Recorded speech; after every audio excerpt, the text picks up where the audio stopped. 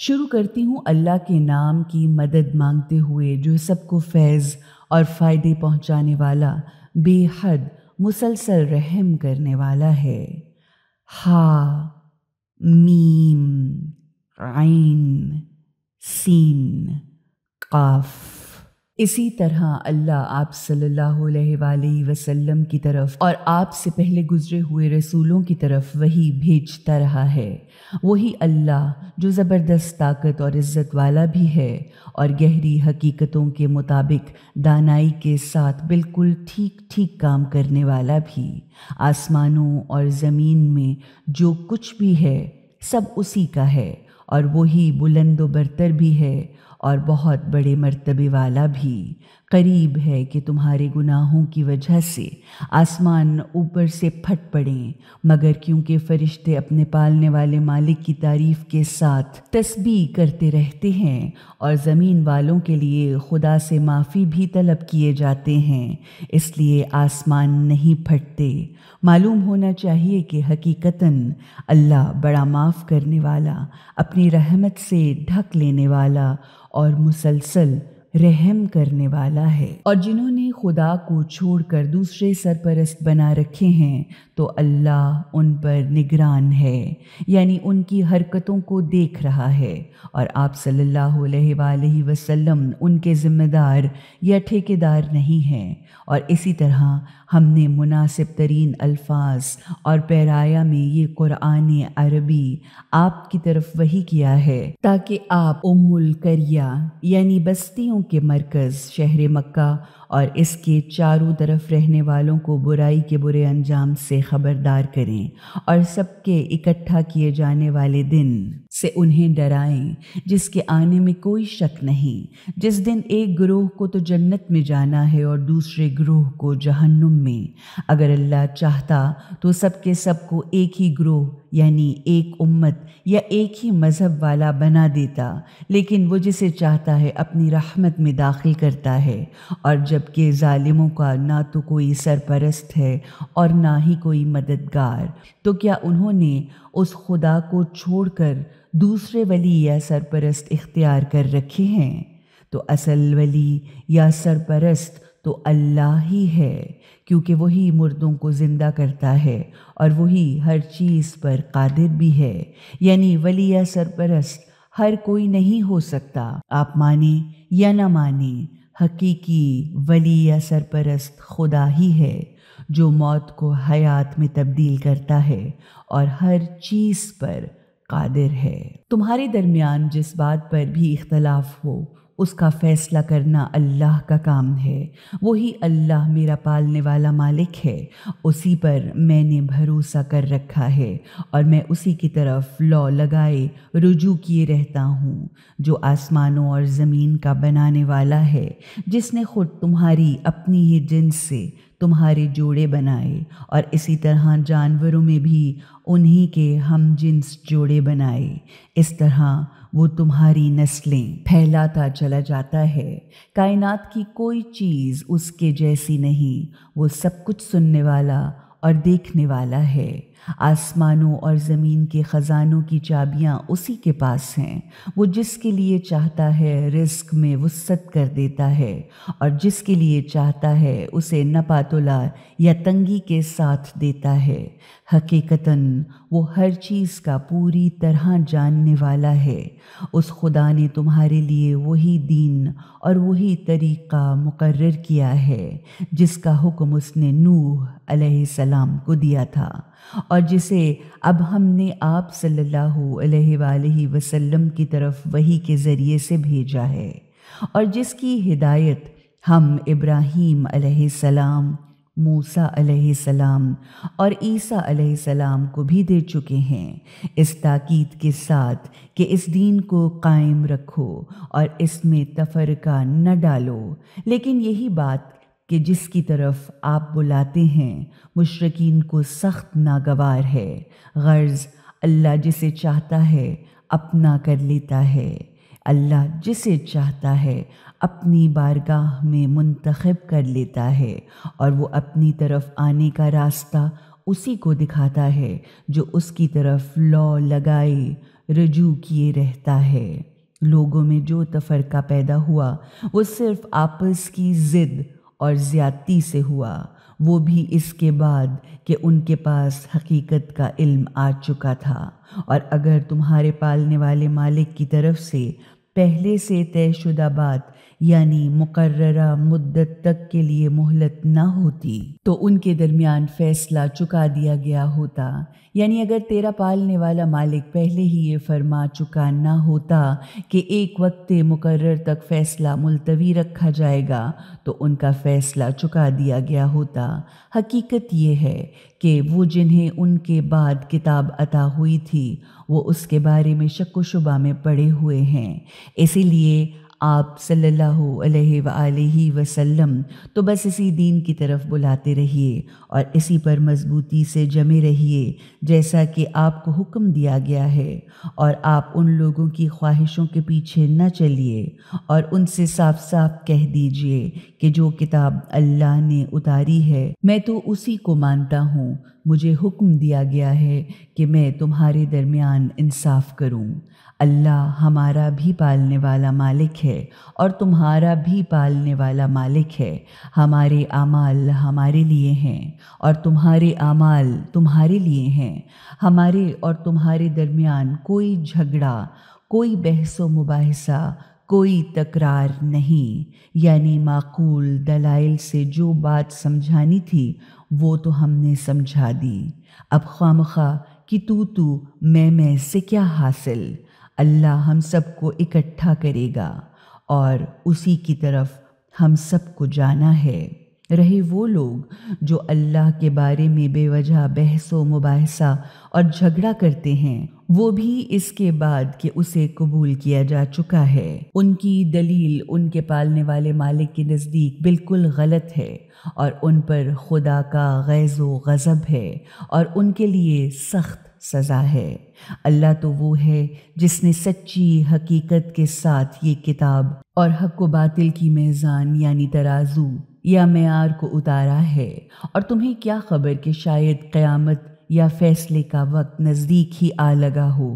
ऐ वो लोगों जो उस फ़ैसले के वक्त के आने को मानते ही नहीं हो, वो इसके लिए जल्दी मचाते हैं, मगर जो उस वक्त को दिल से मानते हैं वो उस वक्त से डरते रहते हैं, क्योंकि वो जानते हैं कि यकीनन वो वक्त हक है यानी हकीकतन आने वाला है। इसलिए खूब जान लो कि जो लोग क़यामत के वक्त के आने के बारे में शक में डालने वाली बहसें करते हैं वो खुली हुई गुमराही में बहुत दूर निकल गए हैं। अल्लाह तो अपने बंदों पर बड़ा लुत्फ़ व करम करने वाला मेहरबान है। वो जिसे चाहता है रोज़ी अता करता है या जिसे जो चाहता है देता है, क्योंकि वो क़ुव्वत वाला भी है और इज़्ज़त वाला भी। अब जो कोई आखिरत की खेती को चाहता है तो हम उसकी खेती को बढ़ाते हैं और जो दुनिया की खेती चाहता है उसे दुनिया ही में दे देते हैं, मगर आखिरत में उसका कोई हिस्सा नहीं होता। क्या उनके कुछ खुदा के लिए बनाए हुए शरीक, मुराद, हुक्काम, फ़िलासफ़र या उल्मा ऐसे हैं जिन्होंने उनके लिए दीन में कोई ऐसा तरीक़ा मुकर्रर किया हो जिसकी अल्लाह ने इजाज़त नहीं दी है? अगर फ़ैसले की बात पहले तय ना हो गई होती तो उनके दरमियान फ़ैसला कर दिया गया होता। हकीकत यह है कि ज़ालिमों के लिए बड़ी तकलीफ़ देने वाली सज़ा है। तुम देखोगे कि ये ज़ालिम उसी से डर रहे होंगे जो उन्होंने किया होगा, क्योंकि वो उन पर आकर रहेगा, यानी उन्हें उसका खमियाजा भुगतना ही पड़ेगा। रहे वो जिन्होंने अबदी हकीकतों को दिल से माना और उसके नतीजे में अच्छे अच्छे काम भी किए, वो जन्नत के घने सरसब्ज़ व शादाब गुलिस्तानों और चमनिस्तानों में होंगे और उनके लिए उनके पालने वाले मालिक के पास वो कुछ होगा جو وہ چاہیں گے۔ یہی تو ہے سب سے بڑا فضل و کرم، یہی تو وہ چیز ہے جس کی خوشخبری اللہ اپنے بندوں کو دیتا ہے جو ابدی حقیقتوں کو دل سے مانتے ہیں اور اس کے نتیجے میں اچھے اچھے کام کرتے ہیں۔ اے نبی صلی اللہ علیہ وآلہ وسلم، آپ ان لوگوں سے کہہ دیجئے کہ میں اس کام پر تم سے کسی اجر یا معاوضے کا سوال نہیں کرتا سوائے اس کے کہ میرے قرابت داروں سے محبت کرو، اور جو کوئی بھی یہ نیکی کمائے گا ہم اسے اس میں اور زیادہ بھلائی اور خوبی کا اضافہ کر دیں گے، کیونکہ یہ حقیقت ہے کہ خدا بڑا معاف کرنے والا، اپنی رحمت سے ڈھک لینے والا اور اس عمل کا قدردان ہے۔ کیا وہ یہ کہتے ہیں کہ اس شخص نے اللہ پر جھوٹی تہمت لگائی ہے؟ اگر اللہ چاہے تو آپ کے دل پر بھی مہر لگا دے، مگر اللہ تو باطل کو مٹاتا ہے اور حق کو اپنی باتوں سے سچ ثابت کرتا ہے۔ حقیقت یہ ہے کہ خدا سینوں اور دلوں کے اندر کی باتوں کو بھی جاننے والا ہے،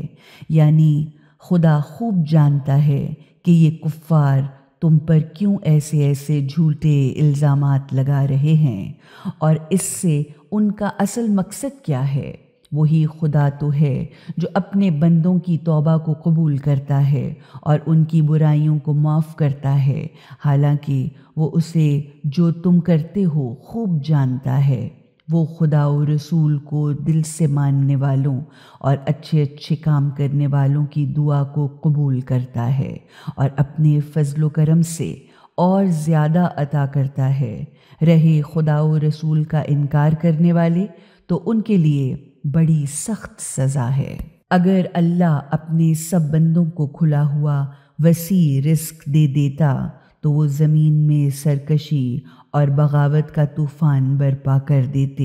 مگر وہ اندازے اور حساب سے ایک مقرر مقدار میں جتنا چاہتا ہے اتارتا ہے۔ حقیقت یہ ہے کہ وہ اپنے بندوں کو خوب اچھی طرح سے جانتا بھی ہے اور ان پر پوری پوری نگاہ بھی رکھتا ہے، اور وہ خدا وہی ہے جو لوگوں کے مایوس ہو جانے کے بعد بارش برساتا ہے اور اپنی رحمت کو پھیلاتا ہے، کیونکہ وہی سرپرست اعلیٰ بھی ہے اور تعریفوں کا مستحق بھی۔ اسی کی نشانیوں اور دلیلوں میں سے زمین اور آسمانوں کا پیدا کرنا بھی ہے، اور یہ بھی کہ جو اس نے ان دونوں میں چلنے پھرنے والے پھیلا دیے ہیں، اور وہ جب بھی چاہے گا ان کو اکٹھا کرنے پر قادر ہے۔ تم پر جو بھی مصیبت آئی ہے وہ خود تمہارے اپنے ہاتھوں کی کمائی مراد اعمال سے آئی ہے، یعنی تم پر جو مصیبت بھی آئی ہے وہ اسی کی وجہ سے آئی ہے جو تمہارے ہاتھوں نے کیا ہے، جبکہ بہت سے گناہ گاروں کو تو خدا ویسے ہی معاف کر کے چھوڑ دیتا ہے۔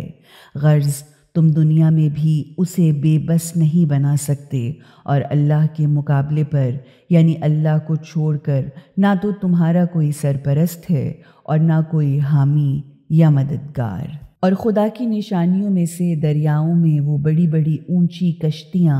اور جہاز ہیں جو سمندر میں پہاڑوں کی طرح نظر آتے ہیں۔ اگر خدا چاہے تو ہوا کو روک دے تو وہ سمندر کی سطح پر کھڑے کے کھڑے رہ جائیں۔ اس میں بڑی نشانیاں اور دلیلیں ہیں ہر برداشت کرنے والے اور بہت شکر کرنے والے کے لیے، یا اگر وہ چاہے تو وہ انہیں ان کے اعمال کے نتیجے میں تباہ کر کے رکھ دے،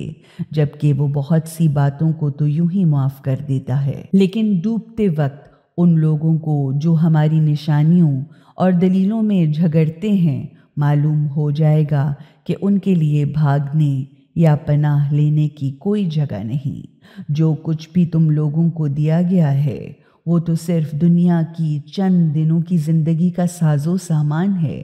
یعنی یہ دنیا کی نعمت اور دولت کوئی ایسی چیز نہیں کہ جس پر انسان اترائے یا مطمئن ہو جائے، اور جو کچھ اللہ کے ہاں ہے وہ بہتر بھی ہے اور زیادہ پائیدار، یعنی ہمیشہ باقی رہنے والا بھی،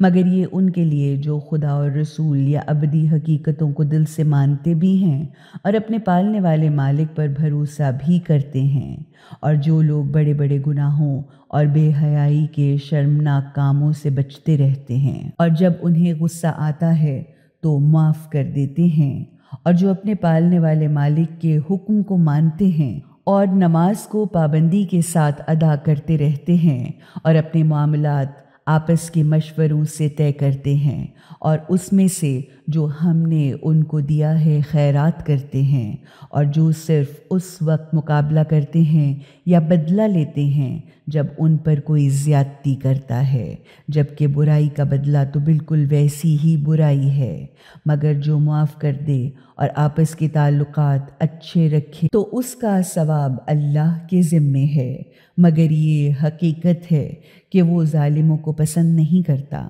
لیکن جو کوئی اپنے اوپر ظلم ہونے کے بعد بدلہ لے تو یہ وہ لوگ ہیں کہ جن پر کوئی الزام نہیں ہے۔ الزام کے مستحق تو وہ لوگ ہیں جو دوسروں پر ظلم کرتے ہیں اور زمین میں ناحق ستم ڈھاتے ہیں اور زیادتیاں کرتے ہیں۔ یہی وہ لوگ ہیں کہ جن کے لیے سخت تکلیف دینے والی سزا ہے۔ البتہ جو شخص صبر سے کام لے اور معاف کر دے تو حقیقتاً یہ بڑی ہمت کا کام ہے۔ اب جسے اللہ گمراہی میں چھوڑ دے تو اللہ کے بعد پھر اس کا کوئی سنبھالنے والا یا مدد کرنے والا سرپرست نہیں ہوتا۔ تم دیکھو گے کہ ایسے ظالم جب اللہ کی دردناک سزا کو دیکھیں گے تو کہیں گے کہ کیا دنیا میں واپس پلٹنے کا کوئی راستہ ہے؟ پھر تم دیکھو گے کہ وہ جہنم کے سامنے لائے جائیں گے تو سر جھکائے ہوئے ذلت کے عالم میں نظریں بچا بچا کر چھپی ہوئی نظروں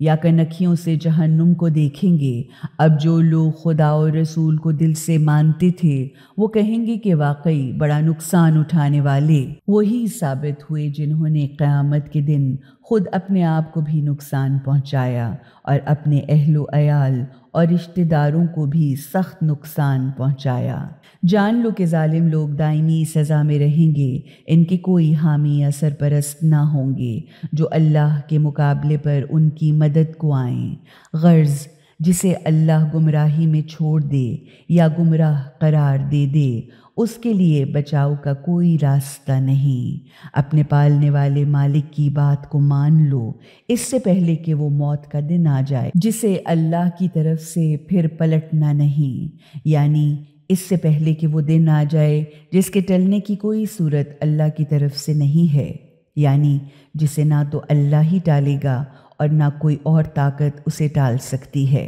اس دن تمہارے لیے کوئی پناہ لینے کی جگہ نہ ہوگی اور نہ تمہارے لیے وہاں جانے سے یا اپنے برے کاموں سے انکار اور اعتراض کی کوئی گنجائش نہ ہوگی۔ اب بھی اگر وہ منہ موڑتے ہیں تو ہم نے آپ کو ان کا کوئی نگہبان بنا کر تو نہیں بھیجا، آپ پر تو صرف بات کے پہنچا دینے کے سوا اور کوئی ذمہ داری نہیں۔ انسان کا حال تو یہ ہے کہ جب ہم اسے اپنی رحمت کا مزہ چکھاتے ہیں تو وہ اس پر پھول جاتا ہے، اور اگر انہیں ان کے برے کاموں کا نتیجہ میں جو وہ کر چکے ہیں کوئی نقصان یا برائی پہنچتی ہے تو وہ سخت ناشکرا بن جاتا ہے۔ اللہ تو زمین اور آسمان کی حکومت کا مالک ہے، وہ جو چاہتا ہے پیدا کرتا ہے، جسے چاہتا ہے لڑکیاں دیتا ہے، جسے چاہتا ہے لڑکے دیتا ہے، جسے چاہتا ہے لڑکے اور لڑکیاں دونوں ملا جلا کر دیتا ہے، اور جسے چاہتا ہے بے اولاد رکھتا ہے۔ غرض وہ سب کچھ جاننے والا بھی ہے اور ہر طرح کی قدرت رکھنے والا بھی، اور کسی آدمی کو یہ حق حاصل نہیں کہ اللہ اس سے آمنے سامنے ہو کر بات کرے۔ اس کی بات چیت تو وہی یعنی خفیہ پیغام رسائی کے ذریعے ہوتی ہے یا پردے کے پیچھے سے ہوتی ہے، یا پھر وہ کوئی پیغام لے جانے والا فرشتہ بھیجتا ہے تو وہ اس کے حکم سے جو کچھ بھی خدا چاہتا ہے وہی یعنی خفیہ اشارے کے ذریعے خدا کا پیغام پہنچا دیتا ہے۔ حقیقت یہ ہے کہ خدا بہت بلند و بالا اور بلندی والا بھی ہے اور گہری حقیقتوں کی بنیاد پر دانائی کے ساتھ بالکل ٹھیک کام کرنے والا بھی۔